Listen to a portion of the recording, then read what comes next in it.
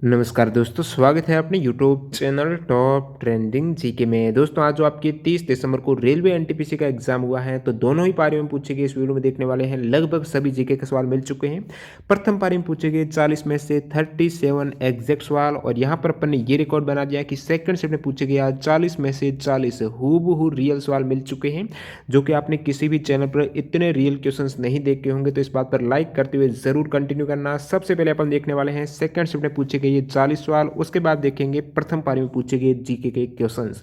तो वीडियो के एंड तक बने रहना। इसकी पीडीएफ फाइल आपको टेलीग्राम चैनल पर फर्स्ट और सेकंड दोनों ही शिफ्टों की 10 बजे तक मिल जाएगी। टेलीग्राम चैनल ज्वाइन कर देना, लिंक डिस्क्रिप्शन बॉक्स में है। यदि किसी भी कैंडिडेट को नहीं मिलता है लिंक से, तो आप डायरेक्टली टेलीग्राम एप्लीकेशन में सर्च कीजिए टॉप ट्रेंडिंग जीके। वहां पर 70,000 प्लस जो सब्सक्राइबर है वो ही एकमात्र चैनल है अपना, ज्वाइन कर सकते हो। सबसे पहले देखते हैं सेकंड शिफ्ट में पूछे गए सवाल, और वीडियो कंटिन्यू करें उससे पहले मैं आपको बता दूं दोस्तों, अनअकैडमी पर आने वाले 2021 में एसएससी या फिर अन्य गवर्नमेंट एग्जाम के लिए जो एनरोल करने का यहाँ पर बेस्ट अपॉर्चुनिटी ये है कि 31 दिसंबर के बाद प्राइस हाइक होने वाली है। इससे पहले आप एनरोल करेंगे तो कम फी में एनरोल हो जाएगा। साथ ही साथ 30 दिसंबर से नए बैच भी स्टार्ट हो चुके हैं एसएससी और अन्य गवर्नमेंट एग्जाम के भी, जहाँ पर फुल सिलेबस आपके कवर होगा और वीकली मॉक टेस्ट रहेगा। डेडिकेटेड डाउट सेशन है। इंडिया के टॉप एजुकेटर द्वारा आपको एक ही प्लेटफॉर्म पर पढ़ने का मौका मिलेगा। लिंक डिस्क्रिप्शन बॉक्स में है। 31 दिसंबर से पहले एनरोल कर लेना। और यदि आप टीटीजी के कूपन कोड अप्लाई करते हो तो आपके एक्स्ट्रा 10% का डिस्काउंट भी मिल जाएगा। तो चलिए अपन कंटिन्यू कर लेते हैं। सबसे पहले सेकंड शिफ्ट में जो पूछे गए सवाल हैं, और आज देखिए सेकंड शिफ्ट में सभी सवाल कैसे मिल गए हैं, क्योंकि आज थोड़े सेकंड शिफ्ट में मतलब इजी सवाल पूछे गए थे। इजी तो थे, लेकिन साथ ही साथ सन और डेट वाले सवाल ज़्यादा थे, तो वहाँ पर स्टूडेंट कंफ्यूज हो रहे थे। स्पेशल थैंक्स सेकंड शिफ्ट के जो रियल और ऑथेंटिक सवाल कैंडिडेट ने सेंड किए हैं टेलीग्राम पर, तो आप भी अपने शिफ्ट में पूछे गए सवाल सेंड कर सकते हो। इन भाइयों का बहुत बहुत धन्यवाद। इसके लिए आपको टेलीग्राम से जुड़ना होगा। देखिए यहाँ पर पहला सवाल सेकेंड शिफ्ट का, बेटी बचाओ बेटी पढ़ाओ अभियान कब शुरू किया गया था? तो बेटी बचाओ बेटी पढ़ाओ अभियान मतलब 2014 से अब तक की जितने भी महत्वपूर्ण योजनाएं अभियान है वहां से सवाल भी बन रहे हैं। तो 22 जनवरी 2015 को बेटी बचाओ बेटी पढ़ाओ अभियान है, ये हरियाणा के पानीपत से शुरुआत हुई थी, जिसमें निम्न लिंगानुपात वाले 100 जिलों में ये स्टार्ट किया गया था। किस मंत्रालय के द्वारा? तो 3 मंत्रालय हैं, महिला एवं बाल विकास मंत्रालय, स्वास्थ्य मंत्रालय और परिवार कल्याण मंत्रालय, और ये हो जाएगा परिवार कल्याण और मानव संसाधन विकास मंत्रालय। तो इनकी संयुक्त पहल है ये बेटी बचाओ बेटी पढ़ाओ अभियान। अब मैं आपको बता देता हूँ 2014 से कुछ इंपोर्टेंट अभियान और उनकी डेट जो योजनाएं हैं जहां से आने वाले शिफ्ट में सवाल बन सकते हैं। तो डिजिटल इंडिया 21 अगस्त 2014, डिजिटल 21 अगस्त। प्रधानमंत्री जन धन योजना 28 अगस्त 2014। उसके बाद स्वच्छ भारत अभियान, इस शिफ्ट में सवाल भी पूछा है, मैं बताऊंगा आगे, 2 अक्टूबर 2014। मेक इन इंडिया 25 सितंबर 2014। प्रधानमंत्री उज्ज्वला योजना की बात करूँ तो शुरुआत हुई थी 1 मई 2016 को यूपी के बलिया से इसकी शुरुआत हुई थी। सांसद आदर्श ग्राम योजना 11 अक्टूबर 2014 को। अटल पेंशन योजना जून 2015 में हुई थी स्टार्ट। और बेटी बचाओ जो आज पूछ लिया है 22 जनवरी 2015। प्रधानमंत्री कौशल विकास योजना 15 जुलाई 2015। स्टैंड अप इंडिया 5 अप्रैल। सुकन्या समृद्धि 22 जनवरी 2015। मुद्रा योजना की बात करूं, इंपॉर्टेंट है, 8 अप्रैल 2015। इसमें 3 तरह के लोन हैं जो किशोर तरुण वाले, वो देख के जाना। प्रधानमंत्री जीवन ज्योति बीमा योजना है 9 मई 2015 को। और बाकी जितनी भी अन्य इंपॉर्टेंट योजना है, मैं लगभग टॉप 50 योजना 2014 से अब तक की, उस पर एक अलग से वीडियो ला रहा हूं 2 जनवरी को, जरूर देख लेना। इसके लिए चैनल को अभी से सब्सक्राइब करके बेल आइकन क्लिक करके रखना।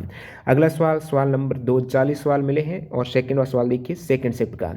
1931 में प्रत्येक शिफ्ट में दोस्तों कांग्रेस अधिवेशन से सवाल बन रहा है। तो 1931 का आज पूछ रहे हैं कि कांग्रेस अधिवेशन का अध्यक्ष कौन थे? तो सरदार वल्लभ भाई पटेल थे, और ये अधिवेशन हुआ था कराची में।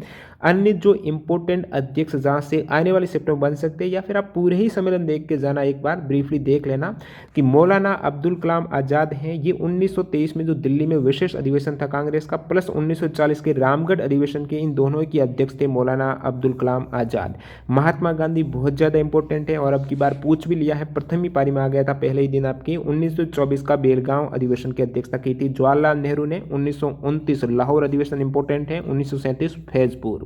सुभाष चंद्र बोस ने हरिपुरा और त्रिपुरा 1938-39 में सुभाष चंद्र बोस ने कांग्रेस के अधिवेशन की अध्यक्षता की थी।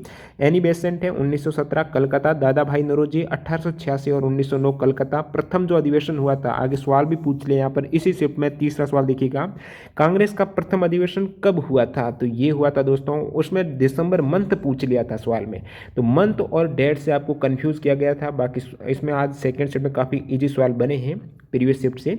तो कांग्रेस का प्रथम अधिवेशन है 1885 में बंबई में हुआ था, व्योमेश चंद्र बनर्जी की अध्यक्षता में 28-31 दिसंबर 1885 को हुआ था।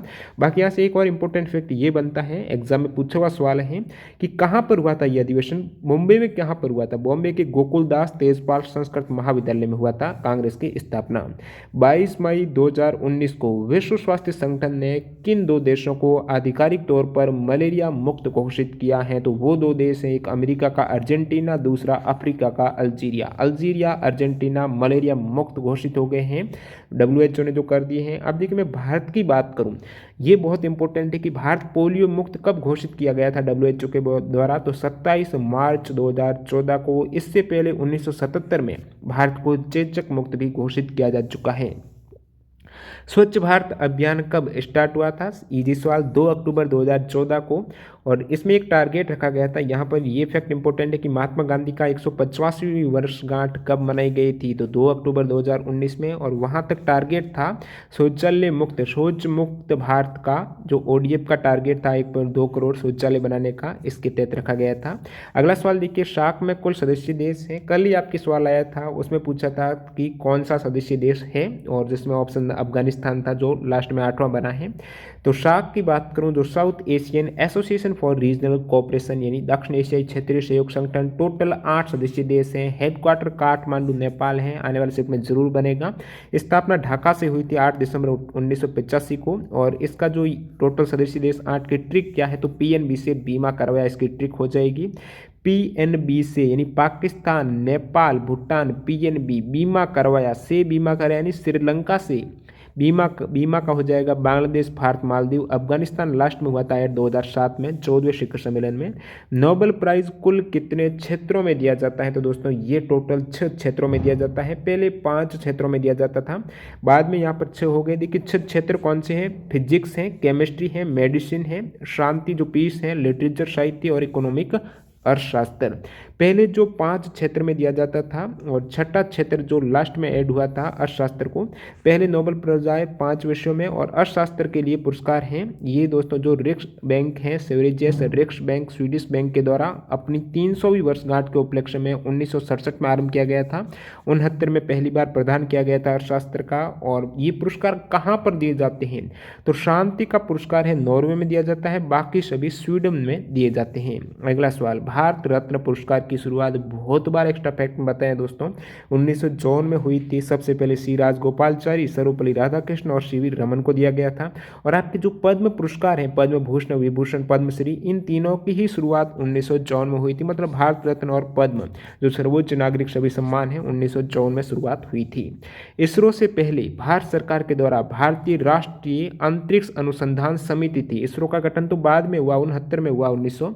इससे पहले जो भारतीय राष्ट्रीय अंतरिक्ष अनुसंधान समिति है जो इंकोस्पार, उसका गठन कब किया गया था? तो 1962 में किया गया था। इसका गठन जो अंतर्राष्ट्रीय जो भारतीय राष्ट्रीय अंतरिक्ष अनुसंधान समिति का गठन 1962 में हुआ था। इसके बाद इसरो का जो गठन हुआ भारतीय अंतरिक्ष अनुसंधान संगठन का 15 अगस्त 1969 को। इसरो का हेडक्वार्टर बेंगलोर कर्नाटक में है। वर्तमान में चेयरमैन है के सिवान। स्वर्णिम चतुर्भुज योजना है जो राजमार्ग संबंधित योजना थी, किसने स्टार्ट की थी? उस समय प्रधानमंत्री कौन थे एक्चुअल में? ये था तो 2001 में शुरुआत हुई थी स्वर्णिम चतुर्भुज योजना, जिसमें प्रधानमंत्री अटल बिहारी वाजपेयी के द्वारा की गई थी। ये जो राजमार्ग कनेक्ट करता है टोटल 4 मेजर कंट्री हैं, 4 मेजर मेट्रो सिटी हैं, जिसके कारण स्वर्णिम चतुर्भुज हो गया। तो वो कौन सी है? दिल्ली नॉर्थ है, फिर ईस्ट में कोलकाता, फिर वेस्ट में मुंबई और चेन्नई साउथ में आ जाती है। लेंथ जो राजमार्ग कवर करता है 5846 किलोमीटर है स्वर्णिम चतुर्भुज में। गद्दर पार्टी के सह संस्थापक पूछ लिया तो कौन है को फाउंडर? तो वो है लाला हरदयाल। मैं गद्दर पार्टी की बात करूं तो जो संस्थापक अध्यक्ष है वो सरदार सोहन सिंह भाकना है और सह संस्थापक लाला हरदयाल हैं। इस पार्टी की स्थापना 1913 में हुई थी। अंग्रेजी साम्राज्य को जड़ से उखाड़ फेंकने के उद्देश्य से कहाँ पर हुई थी? अमेरिका के सैन फ्रांसिस्को में। एग्जाम में पूछा हुआ सवाल है, सैन फ्रांसिस्को में गद्दर पार्टी की स्थापना हुई थी 1913 में। और यहाँ पर जो कैलिफोर्निया है, सैक्रामेंटो कैलिफोर्निया में दिसंबर 1913 में बैठक हुई थी इसकी प्रथम आयोजित। आर्यभट्ट उपग्रह, देखिए सैटेलाइट उपग्रह से प्रत्येक से अपने सवाल बन रहा है। तो जो भी उपग्रह है, प्रथम उपग्रह कौन सा है, द्वितीय कौन सा है, और अभी वर्तमान में कौन से सैटेलाइट है वो लॉन्च किए गए हैं, उनका लॉन्चिंग व्हीकल कौन सी है, वो सभी दोस्तों जरूर देख के जाना। आर्यभट्ट उपग्रह कब लॉन्च किया गया था? 19 अप्रैल 1975 को लॉन्च हुआ था, जो कि भारत का पहला उपग्रह है। और ये उपग्रह सोवियत संघ के द्वारा 19 अप्रैल 1975 को कोसमॉस 3M, आने वाले सेट में यहाँ से भी सवाल बनेगा, आर्यभट्ट उपग्रह कौन से व्हीकल, प्रक्षेपण वाहन से, लॉन्चिंग व्हीकल से प्रक्षेपित किया गया है? तो वो है कोसमॉस 3M। सेकेंड जो आर्यभट्ट के बाद उपग्रह था भारत का वो था भास्कर, जो लॉन्च हुआ था 7 जून 1969 को rocket C1 inter Cosmos launch vehicle से। नेक्स्ट देखिए डॉक्ट्रिन ऑफ लैप्स यानी व्यक्तिगत का सिद्धांत, जो राज्य हड़प नीति है, व्यक्तिगत का सिद्धांत है, मतलब जिसमें पैतृक वारिस न होने के केस में जो कंपनी थी उत्तराधिकारी नहीं होता है तो कंपनी क्या करती थी, उनसे राज्य हड़प लेती थी, तो वो नीति है व्यक्तिगत का सिद्धांत है। तो ये डलहौजी की है राज्य हड़प नीति, किससे संबंधित है? तो लॉर्ड डलहौजी के द्वारा 1848 से 1857। एग्जाम में पूछा हुआ सवाल ये है दोस्तों, व्यक्तिगत सिद्धांत के अनुसार विलय किया गया प्रथम राज्य कौन सा है? तो वो सतारा हो जाएगा। डलहौजी की राज्य हड़प नीति के तहत सबसे पहले सतारा को 1848 में विलय किया गया था ईस्ट कंपनी के द्वारा, और उसके बाद जैतपुर को 1839 में, फिर बघाट 1850, उदयपुर भी था, झांसी, नागपुर, करौली, अवध को। स्मार्ट सिटी प्रोजेक्ट के तहत पहले चरण में कितनी स्मार्ट सिटी को चुना जाएगा? तो टोटल 100 स्मार्ट सिटी का जो प्रोजेक्ट था इसके प्रथम चरण में 20 शहरों को चुना गया था। 2016 में ये जनवरी में प्रथम चरण की प्रक्रिया चयनित किए हुए थे 20 सिटी, और ये केंद्रीय शहरी विकास मंत्रालय ने देश में 100 शहरों की लिस्ट बनाई थी जिन्हें स्मार्ट शहर अथवा स्मार्ट सिटी के रूप में विकसित किया जाएगा। और ये लिस्ट 1 सितंबर 2015 को जारी की गई थी और इसमें 48,000 करोड़ रुपए का बजट का प्रावधान था। अगला सवाल देखिएगा, राज्यसभा के अधिकतम कितने सदस्य हो सकते हैं? तो राज्यसभा के अधिकतम है 250 सदस्य हो सकते हैं, जो कि आर्टिकल 80 में राज्यसभा के सदस्यों की अधिकतम संख्या है 250 निर्धारित है। 12 सदस्य आपके राष्ट्रपति नाम निर्देशित करते हैं, 238 राज्य और यूटी से रहते हैं। कोशिका की खोज वेरी इजी सवाल 1665 में रॉबर्ट हुक ने, वो भी रिपीट हो गया सवाल, भी कल ही आया था। भारत की कुल तटीय सीमा की लंबाई कितनी है? तो टोटल तटीय सीमा की लंबाई है, जिसमें द्वीप वगैरह सारे आ जाते हैं, 7,516 किलोमीटर। यदि मैं मेनलैंड की बात करूं तो 5,422 हैं, और जो आइलैंड है, टेरिटरी है, ये सभी आपकी 2,094 किलोमीटर हैं। टोटल भारत के कितने राज्य हैं तटीय सीमा रेखा लगती हैं? तो वो है टोटल 9 राज्य। गुजरात की सबसे ज़्यादा लगती है और गोवा की सबसे कम लगती हैं। सवाल इस प्रकार आ जाए कि प्रायद्वीपीय भारत में सबसे लंबी तटरेखा राज्य आंध्र प्रदेश की है, 974 किलोमीटर है। गोवा की सबसे कम 101 किलोमीटर है। भारत की स्थलीय सीमा 15,200 किलोमीटर है।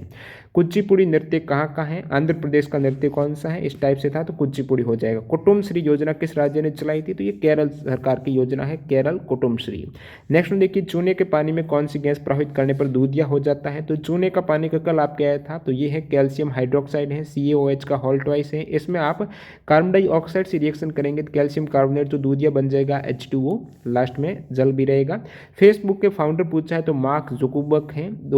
4 फरवरी 2004 में फेसबुक की स्थापना हुई थी मार्क जुकरबर्ग के द्वारा। माइक्रोसॉफ्ट के कौन है संस्थापक? बिल गेट्स हैं। गूगल के कौन है? सर्जी ब्रिन और लैरी पेज है। ट्विटर के जैक डॉर्सी और इवान विलियम्स हैं। और अल्फ़ाबेट है जो गूगल की कंपनी है अल्फ़ाबेट, उसके लैरी पेज और सर्जी बिन हो जाएंगे सैम गूगल वाले। www के कौन है? टिम बर्नर्स ली हैं। व्हाट्सएप के हैं जैन कॉम और ब्रेन एक्शन है। इंस्टाग्राम की केविन सिस्टॉम और माइक, अभी ये इंस्टाग्राम फेसबुक के पास है। अगला सवाल देखिए, बरगद का वैज्ञानिक नाम क्या है? तो बरगद का पूछ लिया है तो वो हो जाएगा फिकस बेंगालेसिस, बरगद का वैज्ञानिक नाम है। ये थोड़ा टफ सवाल आ गया, फिकस बेंगालेसिस। आम का पूछ ले तो मैग्नीफेरा इंडिका है। एप्पल का पूछ ले तो मोलस डोमेस्टिका है। STC इसके द्वारा पूछा हुआ है हाल ही में SSC में, ये एप्पल का। ताजमहल का निर्माण कब शुरू किया गया था? तो 1632 में, आपको शुरू पूछा था 1632 में किया गया था। इसका निर्माण है आगरा में और मुगल सम्राट शाहजहां ने अपनी पत्नी मुमताज महल की याद में कराया था। बहुत बार पूछा जाता वास्तुकार कौन थे आगरा के महल ताजमहल में? तो ये थे उस्ताद अहमद लाहौरी। नेक्स्ट ओलंपिक 2021 में कहाँ पर होने वाले हैं, तो 2020 में होने थे, कोरोना ने रीशेड्यूल कर दिया 21 में, 23 जुलाई से 8 अगस्त 2021 को टोक्यो जापान में होंगे। उसके बाद 2024 में जो ओलंपिक होंगे वो समर ओलंपिक पेरिस फ्रांस में, 28 में summer Olympic Los Angeles California US में होने वाले हैं, और 2022 में विंटर ओलंपिक की बात करें तो बीजिंग चाइना में। इससे पहले 2018 में विंटर ओलंपिक हुए हैं, ये प्योंगचांग साउथ कोरिया में हुए हैं। बल्कि यूनिट आपको पूछ ली, वेरी इजी क्वेश्चन, न्यूटन हो जाएगा। मौलिक अधिकार संविधान की किस भाग में, बहुत ईजी है, भाग 3 में है, अनुच्छेद 1235 है। प्रथम भाग में दोस्तों संघ और उसका क्षेत्र है, आर्टिकल 1 से 4, और नागरिकता बहुत बार पूछा जाता है, भाग 2 में अनुच्छेद 5 से 11। फिर मौलिक अधिकार आपके पूछ लिया भाग 3 में, और भाग 4 में है नीति निर्देशक सिद्धांत है डीपीएस पे, अनुच्छेद 36 से 51।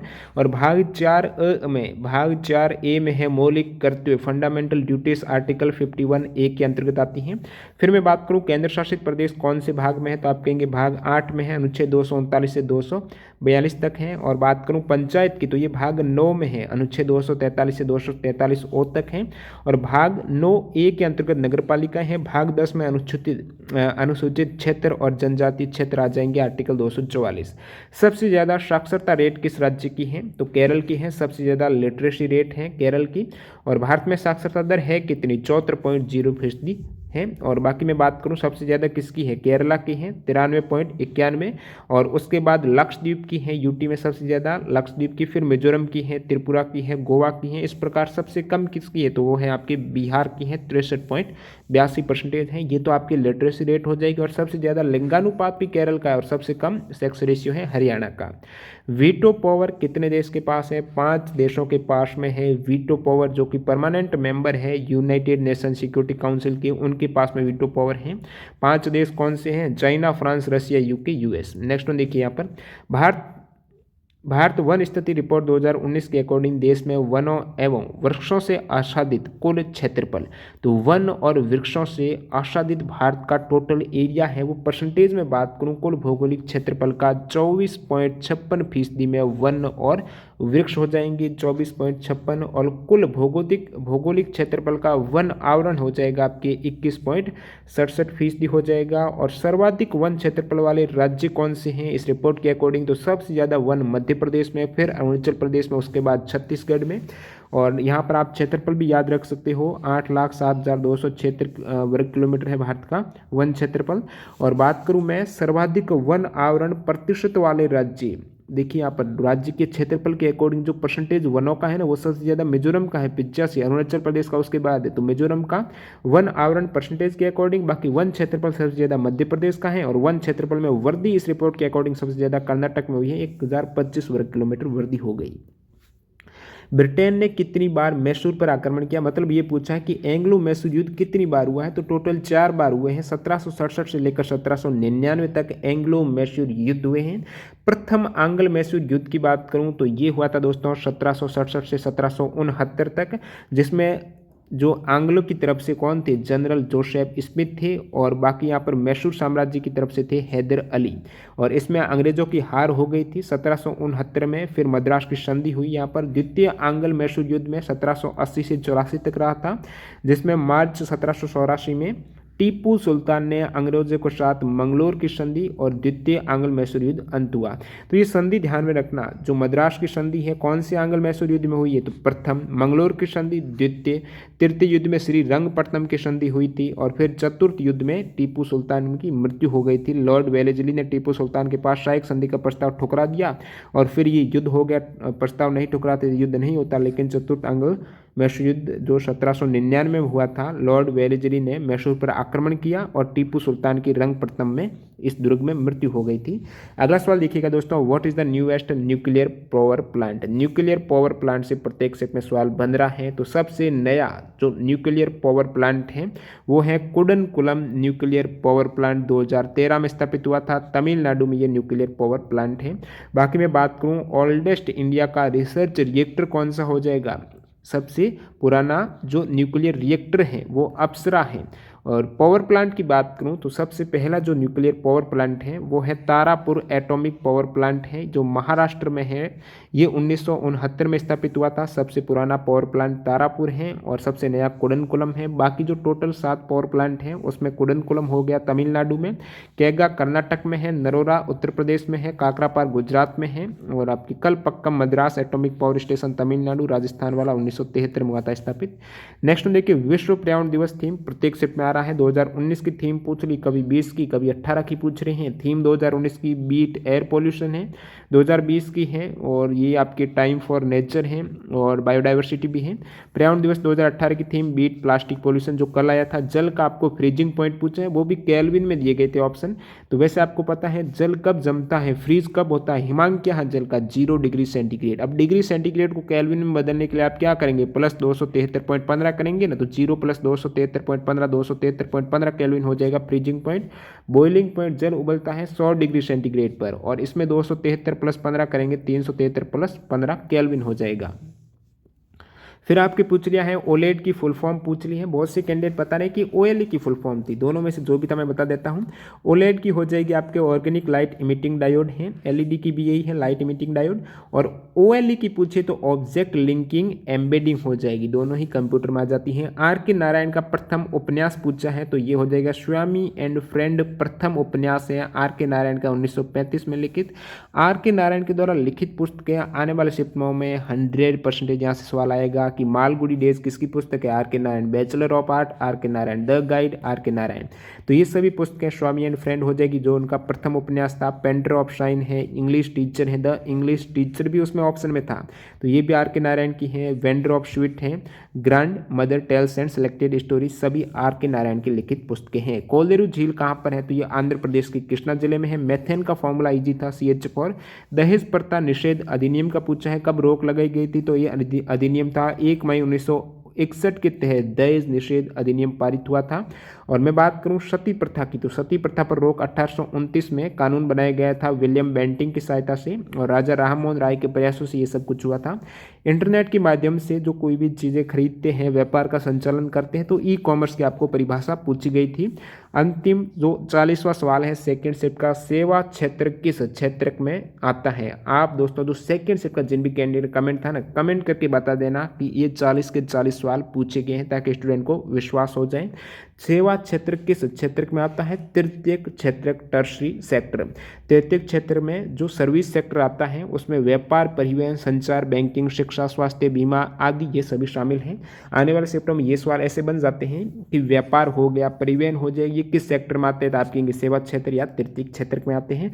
प्राथमिक क्षेत्र जो रॉ मटेरियल जितना भी होता है जैसे कृषि, वानिकी, पशुपालन, मत्स्य पालन, मुर्गी पालन, ये सभी प्राथमिक हैं। और फिर द्वितीयक क्षेत्र में जो इंडस्ट्री वाले हैं, निर्माण होते हैं, विनिर्माण उद्योग है, वो सेकेंडरी सेक्टर में आ जाते हैं। अब देखिए ये 40 सवाल हो गए। एक रीजनिंग का सवाल कैंडिडेट ने बताया कि स्टडी ऑफ बुक्स है, इसे क्या कहा जाता है, रिलेट करके पूछा गया था, तो ये आपकी बिब्लियोग्राफी हो जाएगी स्टडी ऑफ बुक्स। अब दोस्तों देख लेते हैं प्रथम पारी में पूछे गए सभी जीके के क्वेश्चंस। प्रथम शिफ्ट का वैसे अलग से वीडियो बना दिया था, लेकिन इसमें भी मैं आपको एक बार बता देता हूं फटाक से। तो देखिए प्रथम पारी में जिन भी कैंडिडेट ने सवाल सेंड किए हैं इन सभी बंधुओं का बहुत बहुत धन्यवाद। तो देखिएगा पहला सवाल प्रथम पारी का कि केंद्र सरकार ने सिर्फ कुछ संवेदनशील क्षेत्रों को छोड़कर शेष क्षेत्रों में निजी कंपनियों को भी कारोबार करने की अनुमति सबसे पहले कब दी थी। तो सबसे पहले निजी कंपनियां चाहे विदेशी हो भारतीय हो उन सभी को कारोबार करने की अनुमति है ना, ये 1991 और 92 में दी गई थी। वो बजट था 1991 में, उसके तहत ये अनुमति दी गई थी। इसके तहत यहाँ पर जो दुनिया भर की कंपनियां थी भारतीय बाजार में अपना व्यापार कर सकती थी। और यहाँ पर बात करूँ इसी बजट में सेबी की स्थापना आपको पता है 1988 में हुई थी, लेकिन जो उसको वैधानिक मान्यता है ना वो 1992 को दी गई थी। उस समय जो पीएम नरसिंह राव थे प्रधानमंत्री और वित्त मंत्री थे मनमोहन सिंह। अगला सवाल, बिग बैंग सिद्धांत किसने दिया है, तो जॉर्ज लेमेत्रे ने दिया था 1927 में। बिग बैंग थ्योरी महाविस्फोटक सिद्धांत भी है। और मृक्ष कटिकम किसकी रचना है? मृक्ष कटिकम है दोस्तों शूद्रक की रचना। और जो मरीचिका की बात करूँ ये अलग बुक है, इनके हैं ज्ञान चतुर्वेदी लेखक।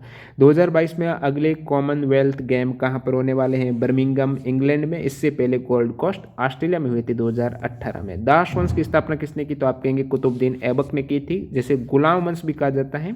तो दिल्ली सल्तनत का ये प्रथम वंश था गुलाम वंश। 1206 से 1290 दिल्ली सल्तनत का काल है, 1206 से लेकर जो 1526 तक रहा है। तो इनके जो टोटल 5 वंश है ना, ये जरूर देख के जाना, गुलाम, खिलजी, तुगलक, सैयद, लोदी। नेक्स्ट वन देखिएगा, OECD का आपको पूछा है मुख्यालय कहाँ पर है? यानी organisation for economic cooperation and development है, पेरिस फ्रांस में मुख्यालय है, सदस्य देश 37 है।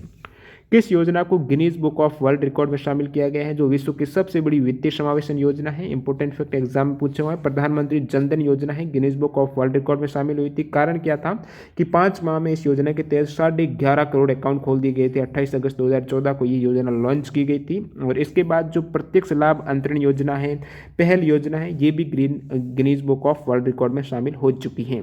रिपब्लिक पुस्तक के लेखक प्लेटो हैं, 375 BC में लिखित। 15वें वित्त आयोग के अध्यक्ष NK सिंह। प्रथम वित्त आयोग के अध्यक्ष कौन थे? KC न्योगी। वित्त आयोग की स्थापना 1951 में हुई थी, आर्टिकल 280 में वर्णित है। और इससे पहले YV रेड्डी थे 14वें वित्त आयोग के अध्यक्ष। 1912 में भारत के गवर्नर जनरल पूछा है तो चार्ल्स हॉर्डिंग थे 1912 में। पर्वत के डाउनफील्ड को क्या कहा जाता है? जो धंसा हुआ भाग रहता है ना नीचे पर्वत में, उसे अभिनति बोला जाता है, और ऊपर उठे हुए भाग को अवनति बोलेंगे। नेक्स्ट देखिए यहाँ पर बेरिंग जल संधि किन महासागर को कनेक्ट करती है? तो उसमें एक तो आपके प्रशांत है, एक बेरिंग सागर। या फिर देश का पूछ ले तो ये आपके अमेरिका और उत्तरी पूर्वी रशिया, यानी रशिया और अलास्का को ये कनेक्ट करती हैं। पाक जल डमरू मध्य जो पाक जल संधि है, ये मन्नार और बंगाल की खाड़ी को जोड़ती हैं। बाकी जो भी इंपॉर्टेंट जल संधि है उसका मैंने अलग से डाल दिया है टेलीग्राम पर। सुंडा जल संधि जावा सागर हिंद महासागर, मलका अंडमान सागर चीन सागर, और युकाटन है मैक्सिको की खाड़ी और कैरेबियन सागर। किस राज्य में विधान परिषद नहीं है? तो तुम भी मजाक कर ट्रिक से याद कर सकते हो, आंध्र प्रदेश हो जाएगा। और फिर आपकी तेलंगाना है, बिहार है, कर्नाटक, महाराष्ट्र, उत्तर प्रदेश है। और अभी यहाँ पर प्रस्ताव एक पारित हुआ था आंध्र प्रदेश में विधान परिषद को खत्म करने का। अगला सवाल देखिए, कौन सी मेटलॉइड है उप धातु पूछा है? तो ये 6 मेटलॉइड याद कर लेना है, boron, silicon, germanium, arsenic, antimony और टेलुरियम। नेक्स्ट देखिए, जोजिला सुरंग किन को कनेक्ट करती है? तो जोजिला सुरंग है ना, ये आपकी केंद्र शासित प्रदेश लद्दाख के कारगिल जिले में सोनमार्ग और द्रास शहर के बीच में हिमालय में जोजिला पास, जो जोजिला दर्रा है उसके पास में है। 14.2 किलोमीटर लंबी सुरंग है और ये कारगिल जिले में स्थित है। जो जोजिला दर्रे की बात करूँ तो ये दर्रा कश्मीर घाटी को अपने पश्चिमी द्रास और सुरू घाटियों को जोड़ता है।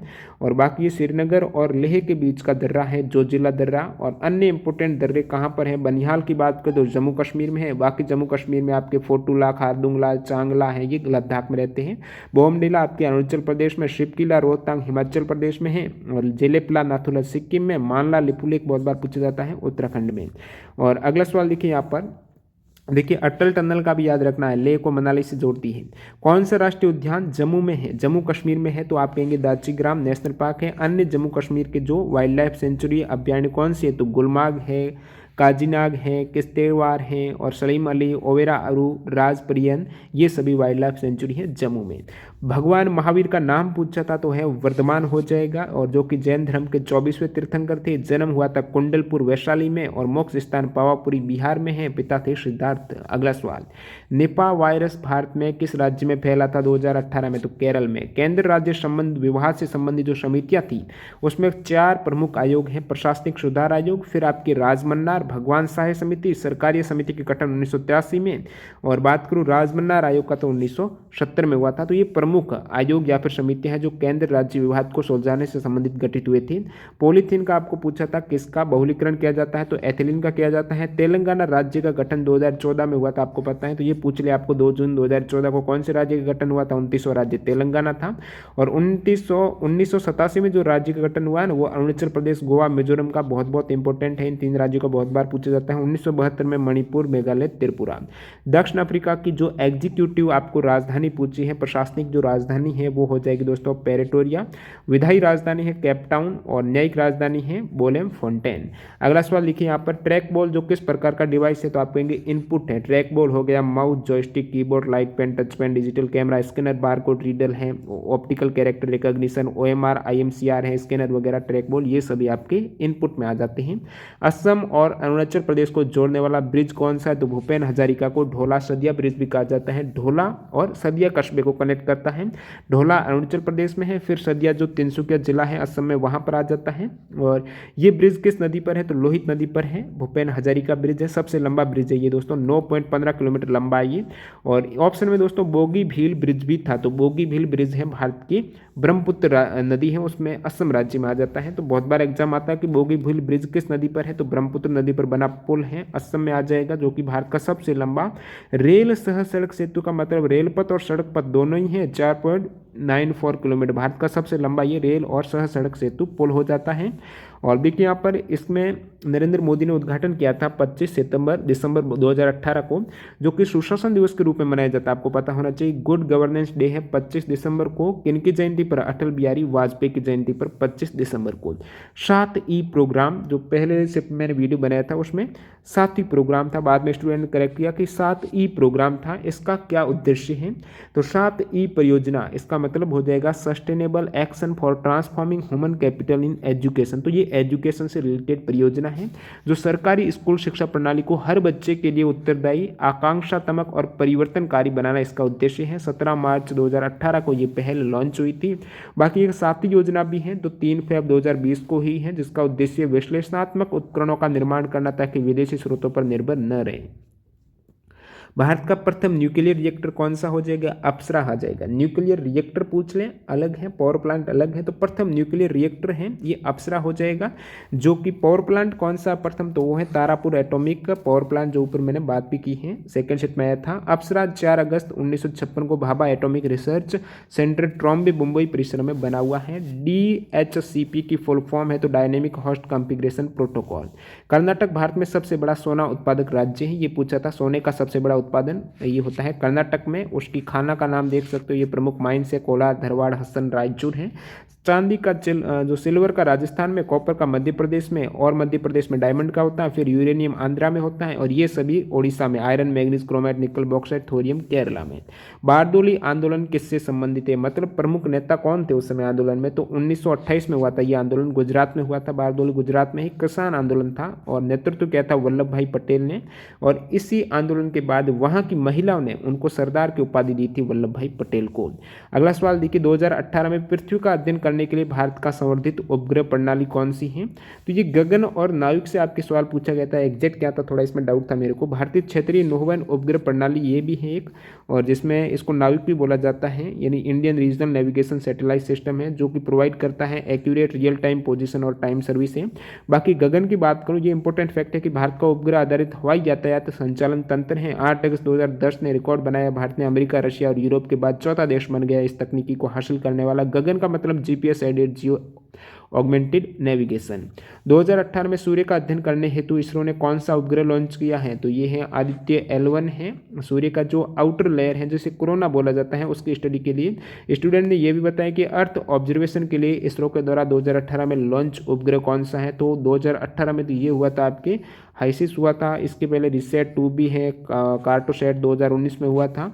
तो उपग्रह से सवाल आ रहे हैं प्रत्येक सेट में। कौन सी अजैविक है? और इस प्रकार था कौन सा अजैविक नहीं है, जहाँ पर थे पेड़ पौधे।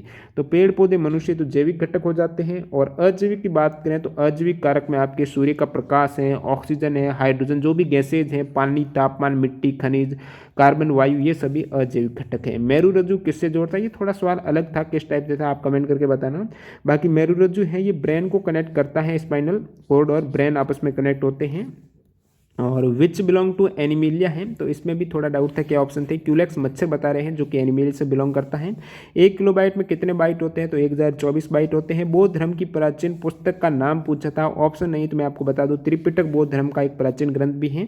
बाकी अश्वघोष की रचनाएं हैं जो बौद्ध ग्रंथ में, बुद्ध चरित है, सौंदर्याध है, शारिपुत्र प्रकरण है, ये अश्वघोष की रचनाएं हैं। ऑपरेशन ग्रीन से रिलेटेड भी आपके एक सवाल पूछे गए हैं। तो टोटल यहाँ पर 37 सवाल हो गए हैं आपके प्रथम पारी के, और सेकेंड शिफ्ट के यहाँ पर टोटल 40 सवाल बता दिए हैं। बाकी एक इंपॉर्टेंट फैक्ट भी अपन कवर कर लेते हैं जो आने वाले एग्जाम के लिए ये दोनों ही शिफ्टों में नहीं आया है, लेकिन मैं ऐड कर रहा हूँ रेतवाड़ी कृषि व्यवस्था से। और जो स्थायी बंदोबस्त कृषि व्यवस्था, इजारेदारी प्रथा, महालबाड़ी प्रथा है, उस समय कौन गवर्नर जनरल थे, जरूर देख के जाना, एग्जाम में सवाल जरूर फंसेगा। तो रेतवाड़ी की बात करूँ तो उस समय तत्कालीन गवर्नर टॉमस मुनरो के द्वारा 1820 में प्रारंभ की गई थी। रेत का मतलब किसान है, इसमें किसानों को भूमि का मालिकाना हक दे दिया गया था। स्थायी बंदोबस्त 1793 में लॉर्ड कॉर्नवालिस ने, इजारेदारी प्रथा 1772 में वारेन हेस्टिंग्स ने, और महालबाड़ी है लॉर्ड हेस्टिंग्स ने ये की थी, पंजाब आगरा में शुरू की थी। तो टोटल यहाँ पर फर्स्ट प्लस सेकंड शिफ्ट के यहाँ पर लगभग सारे सवाल कवर हो चुके हैं दोस्तों। इस बात पर लाइक जरूर कर लेना, वीडियो काफ़ी बड़ा हो गया है। मिलते हैं कल वाले शिफ्ट के साथ, तब तक के लिए वंदे मातरम, जय हिंद दोस्तों।